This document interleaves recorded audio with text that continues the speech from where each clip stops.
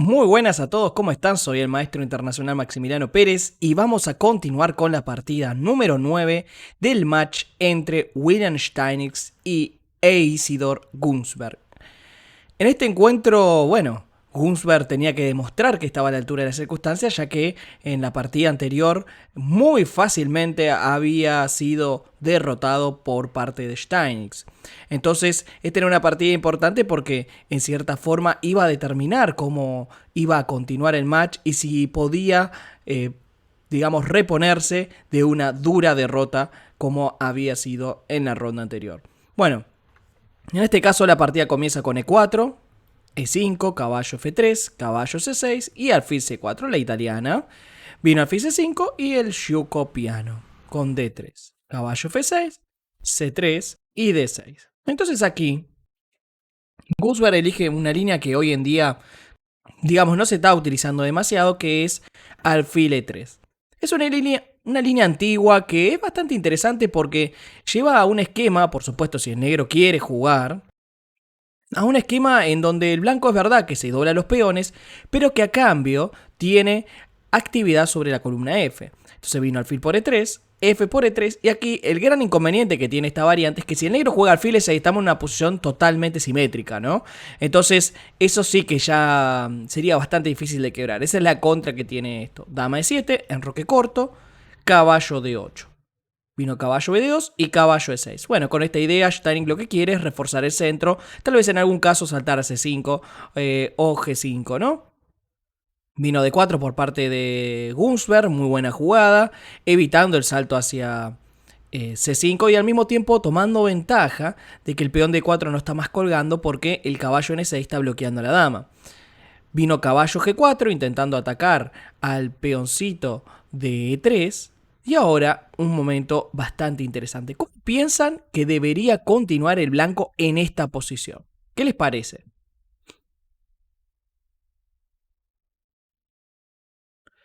Bueno, en esta situación, Gunsberg eligió dama E1. Sin embargo, existía una opción bastante complicada que era caballo por E5.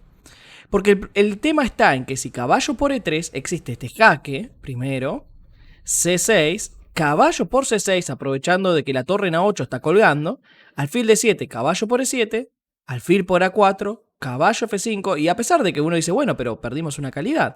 Es verdad que perdimos una calidad, pero también es verdad que este peón está colgando, que este peón probablemente también va a caer luego de alfil por E6 y caballo por G7, y bueno, son bastantes peones más una muy buena disposición de pieza por solo una calidad, ¿verdad? Entonces, por esto, esta línea era realmente muy fuerte para las blancas, era un muy fuerte sacrificio de calidad. Ahora, la otra opción a disposición para el negro es caballo por E5, no aceptar el regalo. D por E5 y D por E5.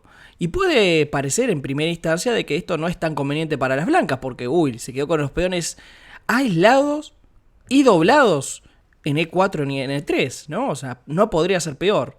El detalle está en que tenemos dinámica. Dama H5 aprovechando la columna abierta y a caballo de 8, caballo F3 y es imposible defender al peón de E5.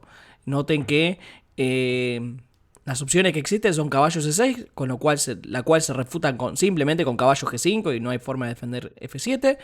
Y bueno, no hay otra forma, debido a que F6 es imposible debido a la clavada que existe de H5 a E8, ¿no? Por esta razón, en este caso caballo por E5 era muchísimo más fuerte. En la partida vino dama E1, F6, caballo H4. Entonces Steinitz decide abandonar la posición de G4 con caballo H6, lo cual, en cierta manera, busca reagrupar el caballo hacia F7. Tal vez era un poquito mejor jugar primero G6, evitando caballo F5, que era la amenaza por parte de las blancas, y luego de B4, bueno, tenemos una pequeña ventaja por parte de las blancas que tienen más espacio, un centro bastante sólido y mejores piezas, ¿no? Pero bueno, luego de caballo H6, por supuesto, tomamos ventaja de todo esto con caballo F5. Caballo por F5, E por F5, nos desdoblamos los peones y luego de caballo F8, bueno, simplemente E4 y noten que la posición blanca es súper dominante. Vino caballo D7 y aquí dama H4. Bueno, parecía un poquito mejor tal vez alfil E6. poniendo una cuña en la posición del negro. Y si por ejemplo caballo B6, D5 y clavar un peón ahí si fuera necesario sobre 6, lo cual sería terrible para las negras, ¿no? Lo cual yo diría que es casi ventaja decisiva para las blancas. Dama H4, vino en la partida caballo acá y dama H5. Entonces el negro tuvo que mover el rey con rey D8. Alfil B3, alfil D7 y torre a E1. Bueno, acá es curioso porque se nota claramente que el blanco está mejor, el negro no tiene enroque, las piezas están muy atrás, o sea, tenemos más espacio. Claramente el blanco está mejor. El tema está en que no es tan fácil tratar de ganar esta partida, ¿no? No es tan fácil aprovechar todas estas posibles ventajas. Torre E1 es una jugada muy natural, pero que pierde un tiempo. Tal vez hubiera sido mejor torre F3 directo y A5 torre G3. Si A4, alfil F7, y aquí se puede ver que el ataque sobre G7 es súper molesto, ¿no? La verdad que acá está mucho mejor el blanco. Pero bueno, en la partida vino torre a E1, C6 y torre E3. Rey C7, torre G3 y ahora torre a F8. Cosa que previamente no se podía porque estaba el rey, ¿no? Vino D por E5, otra jugada un tanto dudosa y de a poco a poco, va perdiendo la ventaja Gunsberg. El cual tal vez podría haber jugado a 4, ¿no? Noten cómo paso a paso Steinitz se fue acomodando y ahora está en una posición que, bueno, no es la posición de los sueños, pero tampoco es una posición que esté perdida. Por ejemplo, acá puede jugar a 5, alfil C2 y bueno, tenemos un cierto dominio de las blancas aún, es una posición cómoda con ventaja en espacio, pero ya no es tanto tan terrible como cuando podía entrar con el alfil sobre 6, por ejemplo, ¿no?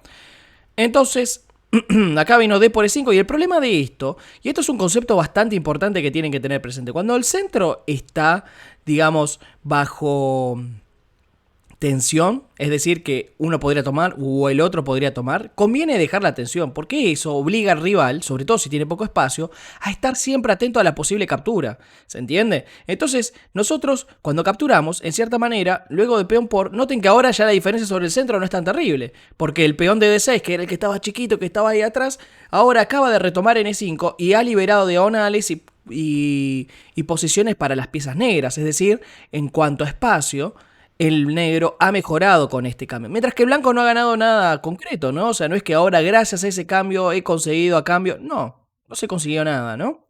Entonces vino dama E2, G5, torre D3 y alfil C8. Noten cómo Steinitz simplemente juega aquí para intercambiar las torres. Caballo F1, caballo D7, vino alfil C2, caballo C5. Se intercambia todo aquí. Rey por y B4. Caballo D7, alfil B3 y A5. Bueno, no les podría decir que esta posición está igualada ya, pero sí que el negro no está sufriendo tanto como parecía en un principio. Vino A3, A por B4, A por B4 y dama D6. Aquí el blanco jugó caballo E3, B5, rey F2 mejorando el rey C7 y luego de dama D1 se firmó las tablas. Es muy interesante nombrar, y esto está bueno tenerlo presente, que claro, en estos días recuerden que estamos saliendo del ajedrez romántico, donde todo se definía por mate, donde todo básicamente consistía en ataques terribles, y el ajedrez posicional recién se estaba formando. Entonces tratar de ganar estos finales tan difíciles, ¿no? Tan con la mínima no se estilaba demasiado, ¿no? Entonces, por estas razones que en cierta forma Gunsberg debe haber pensado, bueno, esto debe ser tablas muertas y listo, ¿no? Sin embargo, no era tan claro, porque podríamos haber empleado un plan acá con el alfil G8, dama F8 y dama 2. Y esto era interesante, esto era bastante interesante, porque caballo acá, rey F3, y bueno, hay un plan bastante curioso tratando de llevar el rey hacia H5, ¿no? Tratando de cambiar las damas y ver si puedo pasar el rey. Y les podría decir que este final es muy interesante para las blancas, ¿eh? Este final yo creo que si se continúa, las blancas son las que tienen las chances de ganar y que el negro tiene que defenderse y tratar de encontrar, digamos, lo que pueda, de cierta forma, ¿no? Luchar por las tablas, lo cual hoy en día sabemos es una muy buena situación práctica. Pero claro, estos jugadores, y hay que ver también Gunsberg cómo se sentía, porque tengamos en cuenta que tuvo una posición magnífica al borde de ser ganadora, y de golpe el otro se defiende y tiene que estar luchando por la mínima. Entonces también psicológicamente es muy difícil, ¿no? O sea, estar en su lugar. Y probablemente debe haber pensado, bueno, mejor que asegure las tablas ahora antes que encima pierda esta partida y quede totalmente mal con respecto a la psicología, ¿no? En lo que respecta al match, ¿no? Así que bueno. Una partida súper interesante en donde nuevamente podemos observar un Gunsberg que está presionando, presionando, presionando, pero que le falta ese toque final, ¿no? Ese toque final para convertir toda esa presión que fue generando en algo mucho más concreto, ¿no? Y nuevamente un Steinix súper, súper tenaz, ¿no? Que no se rinda aún, que la posición sea horrible, siempre tratando de encontrar las mejores opciones y bueno, en este caso salvando medio punto en una partida que lucía bastante mal. Así que, bueno, espero que les haya gustado el video. No olviden suscribirse al canal, dejar ese me gusta al video y, bueno, por supuesto, ese comentario diciéndome a ver qué opinan y sobre la partida y qué les parece.